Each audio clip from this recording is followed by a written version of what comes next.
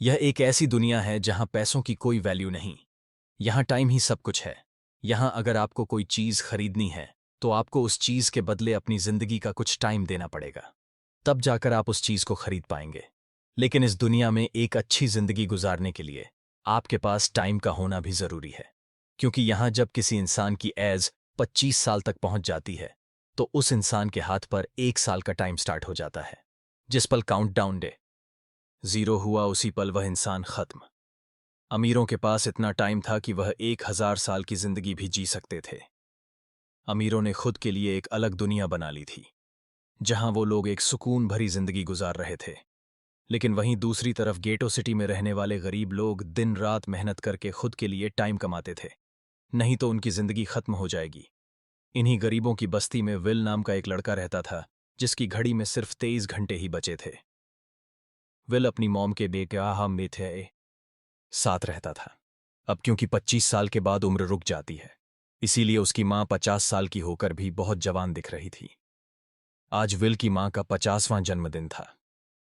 Will अपनी mom का birthday celebrate करने के लिए पिछली रात ओवरटाइम करके एक शैंपेन की बोतल लाया था। यह देखकर विल की मॉम बहुत खुश हो जाती है और वो विल से कहती है कि मैं अपने पोतों को देखना चाहती हूं।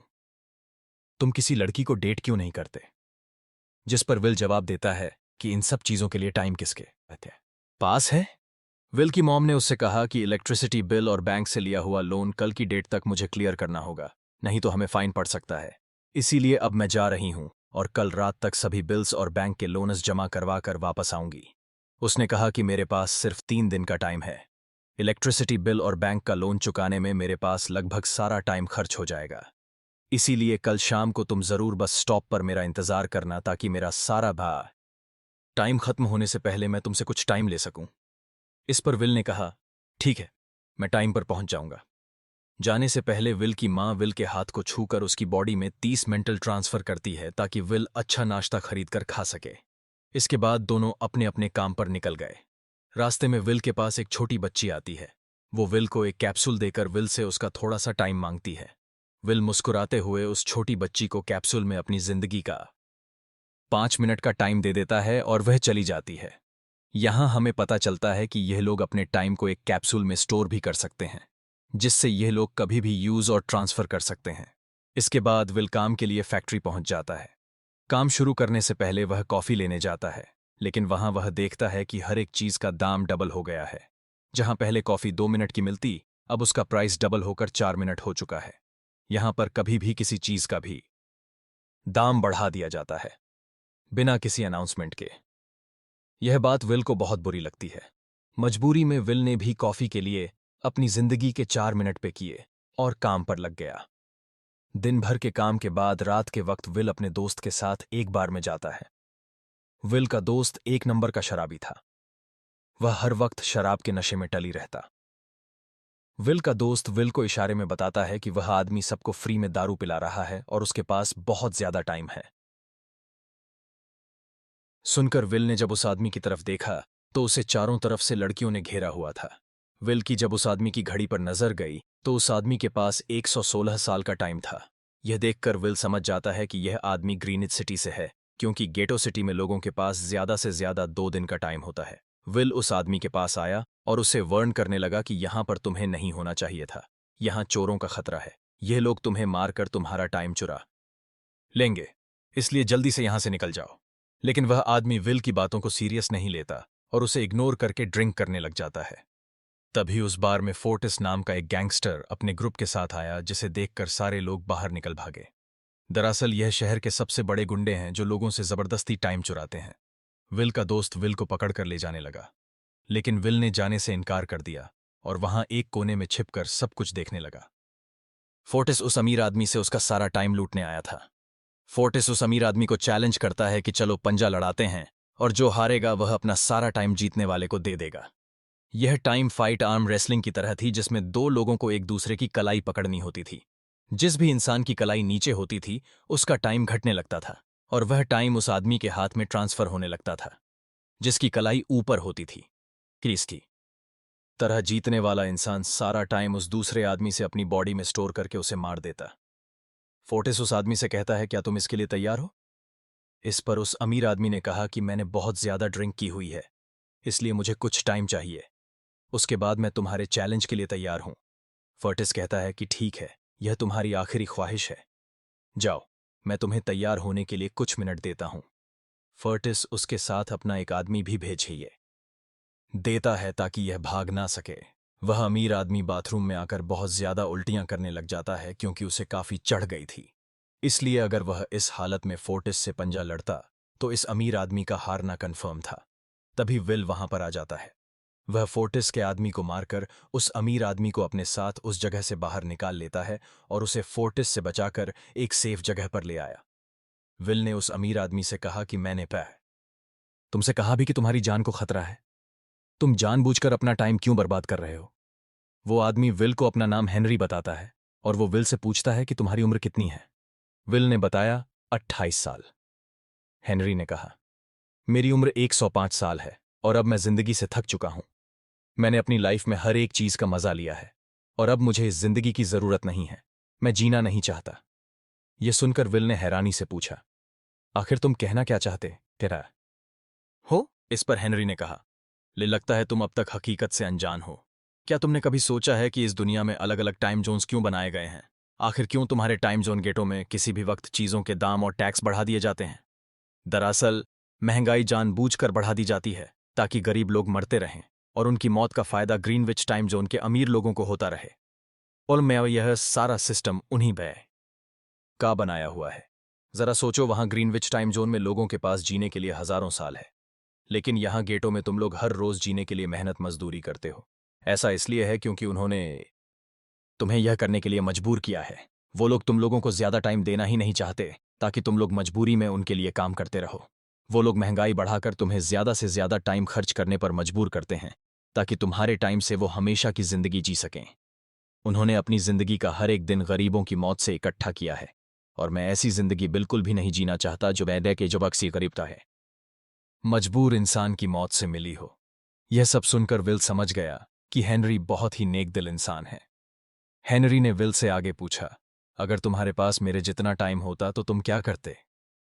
विल ने मुस्कुराकर कहा कि सबसे पहले मैं बार बार टाइम को देखना छोड़ देता, क्योंकि उस वक्त भी विल के पास सिर्फ 18 घंटे होते हैं। वह सोने से पहले, सोने के बाद, खाना खाते टाइम हर वक्त अपनी घड़ी देखता रहता है, क्योंकि मुझे डर लगता है कि कोमा है, कहीं मेरा टाइम खत्म ना हो जाए और मैं मर ना जाऊं। विल कहता है कि मेरी मॉम घर संभालने के लिए बहुत ज्यादा मेहनत करती है। अगर मेरे पास तुम्हारी तरह इतना ज्यादा टाइम होता तो मैं अपनी मॉम के लिए ग्रीनविच सिटी में एक अच्छा घर खरीदता और हम दोनों वहां पर खुशी से जिंदगी गुजारते। इसके बाद विल ने हेनरी से कहा, आज रात हमें यहीं रुकना होगा, सुबह तक खतरा टल जाएगा, तब तुम वापस अपने घर लौट जाना। इसके बाद ये दोनों सो जाते हैं। सुबह उठकर हेनरी है देखता है कि विल अभी भी सो रहा है। वो विल के पास आता है और उसके पास जितना भी टाइम होता है वो सारा का सारा विल को ट्रांसफर कर देता है और अपने पास कुछ ही मिनट बचाकर एक ब्रिज के ऊपर जाकर बैठ जाता है। विल जब नींद से जागा तो उसने देखा कि हेनरी वहां से जा चुका है। तभी हमेशा की तरह नींद से जागने के बाद विल ने अपनी घड़ी में नजर डाली। विल की घड़ी में 116 साल ऐड हो चुके थे। यह देखकर उसकी आंखें खुली की खुली रहा गई। उसे लगा कि वह अभी भी नींद में है और सपना देख रहा है। इसी दौरान विल की नजर विंडो पर पड़ी जिस पर लिखा था, मेरा टाइम बर्बाद मत करना। वह समझ जाता है कि हेनरी ने मुझे अपना सारा समय दे दिया है। तभी विल ने हेनरी को दूर एक ब्रिज के किनारे पर बैठे देखा। विल जल्दी से हेनरी की तरफ भागा, लेकिन अब बहुत देर हो चुकी थी क्योंकि हेनरी के पास अब बस कुछ ही सेकंड्स बचे थे और थोड़ी देर बाद वह एक झटके से मरकर ब्रिज से नीचे पानी में गिर गया। विल को हेनरी की मौत का बहुत ज्यादा दुख होता है। अब विल के पास 116 साल की जिंदगी थी और वह समझ जाता है कि अगर मैं यहां पर रहा तो लोग समझेंगे कि हेनरी को इसी ने मारा है। विल जल्दी से अपने दोस्त के पास जाता है। विल का दोस्त विल के हाथ में इतना सारा टाइम देखकर शॉक रह जाता है, जिसके बाद विल ने अपने दोस्त को दोस्ती की खातिर 10 साल का टाइम दिया। यह देखकर विल का दोस्त उसका दिल से शुक्रिया अदा करता है। विल कहता है कि यहां रहना मेरे लिए अब ठीक नहीं, क्योंकि इतने ज्यादा टाइम को देखते हुए मेरा टाइम छीनने के लिए कोई भी मुझे मार सकता है। अब मैं अपनी मां के लिए ग्रीनविच सिटी में एक अच्छा सा घर खरीद सकता हूं और वहां पर एक सेफ लाइफ गुजारूंगा।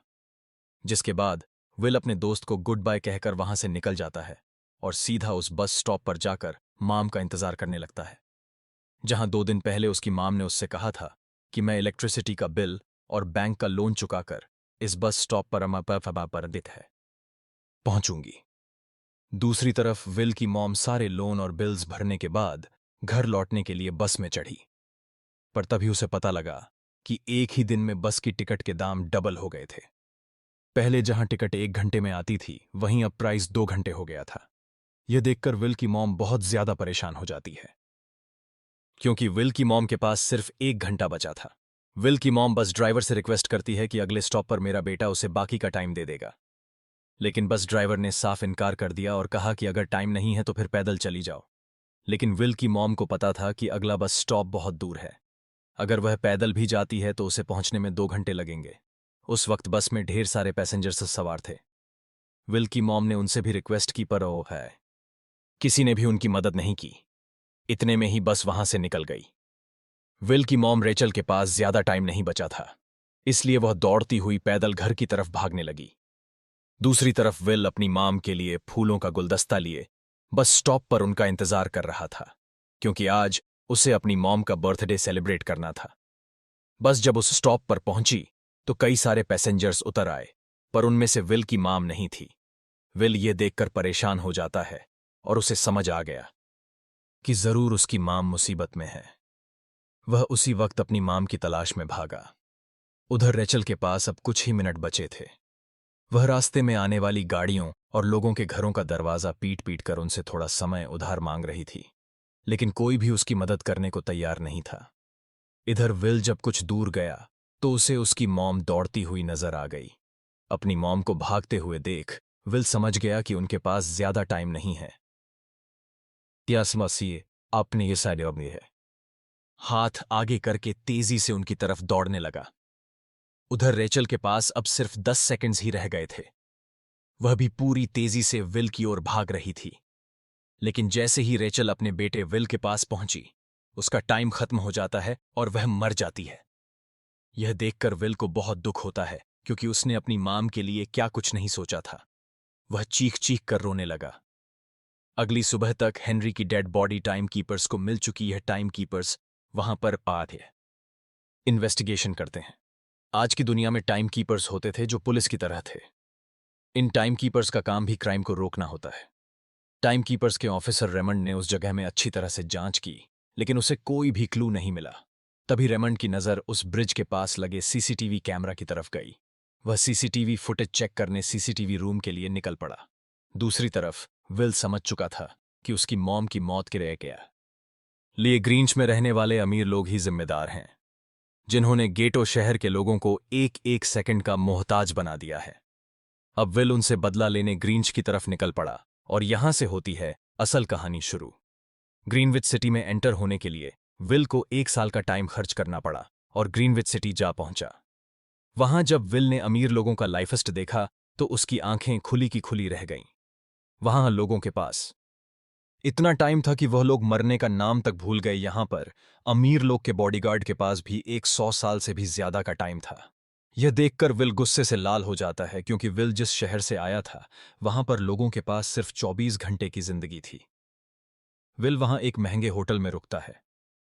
खाना खाते दौरान एक बहुत ही खूबसूरत लड़की विल को देखती है, जैसे उसे विल पसंद आ गया हो।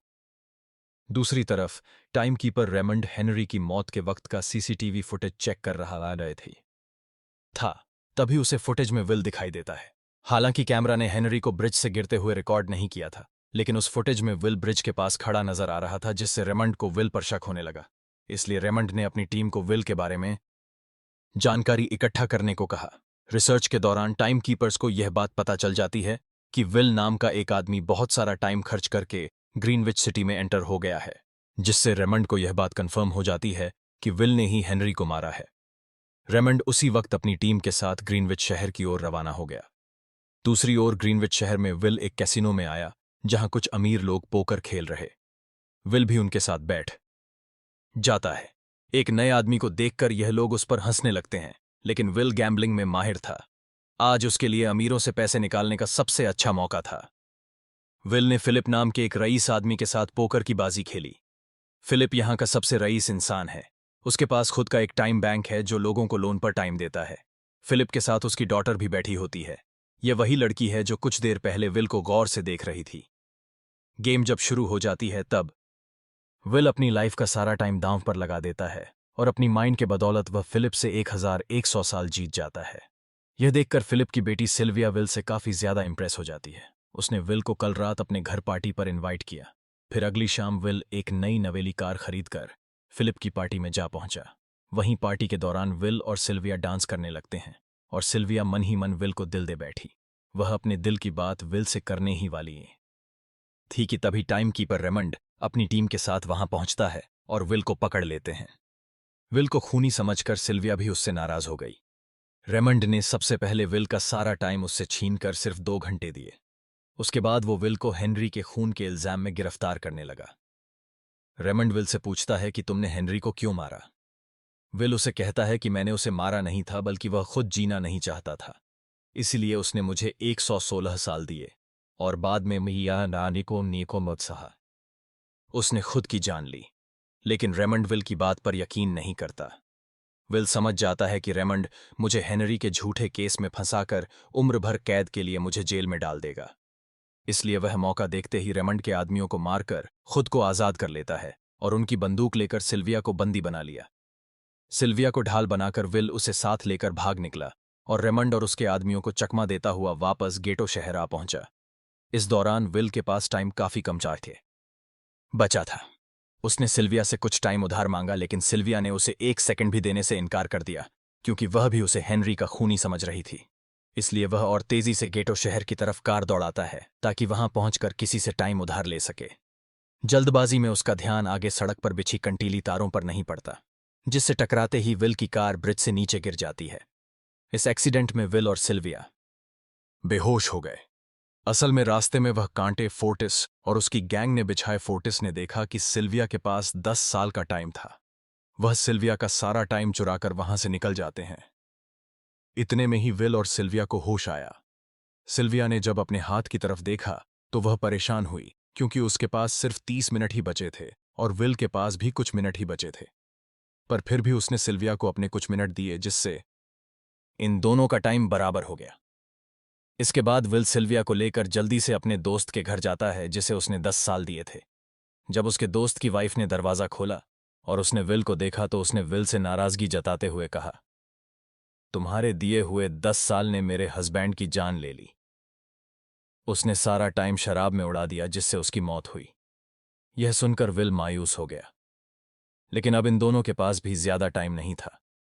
अगर यह दोनों जल्दी से कुछ नहीं करते तो इनकी भी मौत पक्की थी। तभी विल ने सिल्विया के कानों में ईयरिंग देखी, जो हीरे की थी।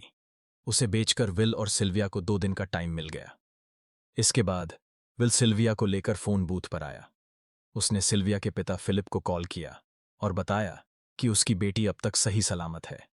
उस वक्त रेमंड भी फिलिप के पास ही मौजूद था और विल को भी पता था कि रेमंड भी वहां मौजूद है। विल ने सिल्विया को छोड़ने के बदले 10,000 साल का टाइम मांगा और वह 10,000 साल टाइम बैंक के जरिए गरीब लोगों में बांटने को कहा और कल सुबह तक का टाइम दिया। हालांकि फिलिप के लिए यह रकम कुछ भी नहीं थी, पर फिलिप किसी भी कीमत पर गरीबों को टाइम नहीं देना चाहता था। इधर विल सिल्विया को अपने घर ले आया, जहां पर दोनों सुबह होने का इंतजार कर रहे थे। इसी दौरान सिल्विया ने विल से पूछा कि उसकी फैमिली कहाँ है। इस पर विल ने बताया कि पिछली रात ही टाइम ना होने की वजह से मेरी मां की डेथ हुई। यह सुनकर सिल्विया को बहुत बुरा लगता है और उसे एहसास होता है कि यहां गरीब लोग हर पल मौत के डर में जीते हैं। उन्हें एक दिन का टाइम कमाने में कितनी मेहनत करनी पड़ती है। अगली सुबह बैंक खुलते ही विल और सिल्विया खिड़की से बैंक पर नजर रखने लगे, लेकिन बैंक ने गरीबों में टाइम नहीं बांटा।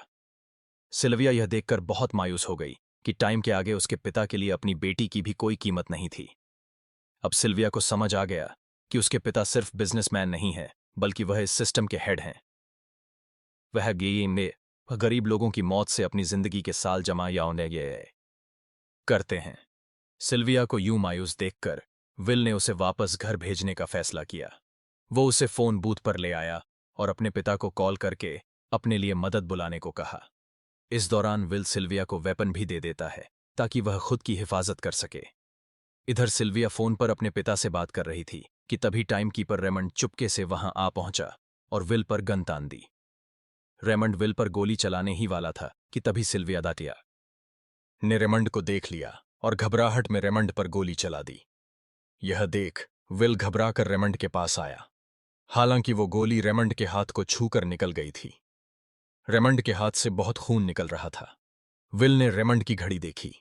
रेमंड के पास सिर्फ 2 घंटे बचे थे। दरअसल टाइम कीपर्स को भी सैलरी के तौर पर हर रोज 1 दिन का ही टाइम मिलता था।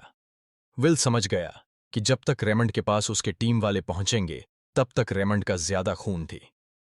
बहने की वजह से उसकी मौत हो गई होगी। इसीलिए विल रेमंड को 2 घंटे का टाइम देते हुए रेमंड की कार को लेकर वहां से निकल गया। रेमंड को गोली मारकर अब सिल्विया भी क्राइम लिस्ट में आ चुकी थी। हालांकि विल ने सिल्विया से कहा कि वो अभी इन सब से निकल सकती है, लेकिन ग्रीनच में सिल्विया की जिंदगी पिंजरे में कैद पंछी की तरह थी। उसके पिता फिलिप ने उस पर बहुत सारी पाबंदियां लगा दी थीं, पर यहां आकर उसे आज़ादी का एहसास हो रहा था, क्योंकि यहां वह अपनी मर्जी की मालिक थी और सिल्विया समझ जाती है कि यहां पर लोगों के साथ गलत हो रहा है। अब वह भी गरीबों को उनका हक दिलाने में विल के साथ थी। विल और सिल्विया ने मिलकर अमीरों को लूटना शुरू कर दिया। सिल्विया, जो कि ग्रीनिच सिटी के चप्पे चप्पे से वाकिफ थी, इसलिए इन दोनों ने प्लान बनाया कि वो ग्रीनिच सिटी में बैंक से टाइम कैप्सूल चुराएंगे और उनको गरीबों में बांट देंगे। सिल्विया ने सबसे पहले अपने पिता फिलिप के कई सारे बैंक्स वाए में डाका डाला, क्योंकि फिलिप ने गरीबों की मौत से वह सारा टाइम इकट्ठा किया था। इन दोनों ने तिजोरी से सभी टाइम कैप्सूल एक बैग में पैक करके वहां से निकल गए और उन्हें गरीबों में बांटने लगे। इतनी बड़ी बारियम फोर्टिस की घड़ी पर अटक गया। अब उनका बॉस मरने वाला था। इतने में ही मौका पाकर विल ने अपने जूते से गन निकाली और पलक झपकते ही फोर्टिस के सारे आदमियों को शूट कर दिया, क्योंकि अगर वह ऐसा नहीं करता तो वह लोग उसे मार देते। इसी के साथ फोर्टिस का टाइम 0 हो गया और वह भी मारा गया। विल और सिल्विया जल्दी से वहां से भाग निकले। इसी दौरान उन्होंने देखा कि अमीरों ने सारा खेल पलट दिया था। विल और सिल्विया ने गरीबों में जितना भी टाइम बांटा था उसकी वैल्यू अब कुछ भी नहीं रही थी, क्योंकि अमीरों ने महंगाई के दर को कई गुना बढ़ा दिया था। यह देख विल हारा हुआ महसूस करने लगा और उसे लगा कि मैं कभी भी इन गरीबों को उनका हक नहीं दिला सकूंगा। उसने सिल्विया से कहा कि अब सब खत्म हो चुका है। अगर वह लोगों में 1000 साल भी बांट दें तो अमीर लोग महंगाई को और ज्यादा बढ़ा देंगे, जिससे लोगों की हालत कभी नहीं सुधर पाएगी। सिल्विया ने कहा कि कोई तो रास्ता होगा। क्या है? पर विल ने कहा कि हमें लाखों साल चुराकर इन लोगों को देने होंगे, तब जाकर हम लोग महंगाई को कंट्रोल कर सकते हैं। हालांकि यह इतना आसान नहीं था, पर सिल्विया ने इसके लिए एक प्लान सोच रखा था। अगली ही सुबह जब फिलिप अपने बॉडीगार्ड्स के साथ ऑफिस पहुंचा, तभी सिल्विया वहां आई और उसने अपने पिता से कहा कि वह सरेंडर करना चाहती है। तब सारे गार्ड्स ने सिल्विया पर गन तान दी, लेकिन तभी वहां पीछे से गार्ड के बेस में छिपा विल वहां आ पहुंचा। उसने फिलिप के सर पर गन रखी और उसके जरिए लॉकर का दरवाजा खुलवाया। विल और सिल्विया ने फिलिप के लॉकर से एक टाइम कैप्सूल चुरा लिया, जिसमें 10 लाख साल का टाइम मौजूद था।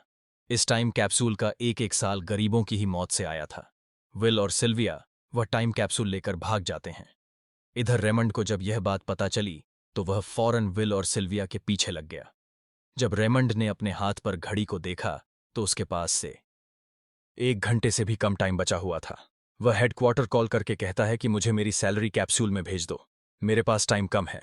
लेकिन इससे पहले कि वह अपनी बॉडी में कैप्सूल से टाइम ट्रांसफर कर पाता, उसे विल की कार दिख जाती है और वह कैप्सूल से अपनी बॉडी में बिना टाइम ट्रांसफर किए उनके पीछे लग जाता है, क्योंकि अगर वह 10 लाख साल गरीबों को मिल जाते तो गेटो टाइम जोन का हर एक इंसान अमर हो जाता और मीनो अमीरों बाह है का बनाया पूरा सिस्टम तहस नहस हो जाता। रेमंड ने विल और सिल्विया को पकड़ने के लिए अपनी पूरी जी जान लगा दी, लेकिन वह उन्हें रोक नहीं पाया। विल और सिल्विया रेमंड को चकमा देकर गेटो शहर आ गए और वह टाइम कैप्सूल एक बच्ची के हाथों में सौंप दिया। उन्हें पता था कि रेमंड सीधा हमारे पीछे गेटो शहर पहुंचेगा, इसीलिए उन्होंने इस जगह को छोड़कर एक सुनसान जगह पर चले गए। उधर उन्होंने गिटो शहर के लोगों में लाखों साल बांटकर उन्हें अमर कर दिया था, लेकिन खुद इन दोनों के पास बहुत ही कम टाइम बच जाता है। बदकिस्मती से उसी पल रेमंड ने उन्हें पकड़ लिया। रेमंड ने विल को धमकी देते हुए कहा, अगर तुम्हें अपनी जान प्यारी है तो चुराया हुआ सारा टाइम वापस कर दो। तब विल ने उसे अपनी घड़ी का समय दिखाया। विल और सिल्विया के पास कुछ ही मिनट बचे थे। विल ने रेमंड से कहा, कहीं तुम भूल तो नहीं गए? याद है जब तुम मरने वाले थे तो मैंने तुम्हें कुछ टाइम उधार दिया था। टाइम तो तुम्हें मुझे वापस तौशास करवाए थे, करना चाहिए। यह सुनकर रेमंड को याद आया कि विल और सिल्विया को पकड़ने की जल्दी में उसने अपने टाइम पर ध्यान ही नहीं दिया। जब उसने अपनी घड़ी पर नजर डाली तो उसके पास सिर्फ 5 सेकंड ही बचे थे, जो देखते ही देखते 0 हो गए और रेमंड मारा गया। विल और सिल्विया रेमंड से तो बच गए थे, पर इन दोनों के पास भी अब सिर्फ 1-1 मिनट ही बचा था। ऊपर से उस सुनसान इलाके में उनकी मदद करने वाला भी अब कोई नहीं था। इन्हें है अपनी मौत साफ नजर आ रही थी। इन दोनों ने मायूस होकर एक दूसरे को गले लगाया और तभी विल को रेमंड की कार नजर आई। विल फौरन कार की तरफ भागा और वहां पहुंचकर उसने रेमंड की सैलरी का टाइम अपनी घड़ी में ट्रांसफर कर दिया। इसके बाद वह सिल्विया को भी टाइम देने उसकी ओर भागने लगा। सिल्विया भी तेजी से विल की ओर दौड़ रही थी। सिल्विया के पास कुछ ही सेकंड्स बचे हुए थे। यह बिल्कुल उसी तरह का पल था जिस तरह से विल ने अपनी मॉम को खोया था। ने अपनी मॉम को तो खो दिया था, पर सिल्विया को नहीं खोना चाहता था। विल सिल्विया के बिल्कुल करीब ही था, पर तभी सिल्विया विल की बाहों में गिर पड़ी। लकीली विल ने सही वक्त पर सिल्विया का हाथ थाम लिया था, जिससे उसकी जान बच गई। विल और सिल्विया की बदौलत अब डेटन शहर के सारे लोग अमर हो चुके थे। अब उन्हें एक एक घंटे कमाने के लिए फैक्ट्रीज में काम करने की जरूरत नहीं थी। वह सभी अपने सपनों को पूरा करने ग्रीनिज शहर की ओर निकल पड़े, जिससे अमरमाही का बनाया सारा सिस्टम फेल हो गया। वहीं इसी के साथ यह कहानी खत्म हो जाती है। संगीत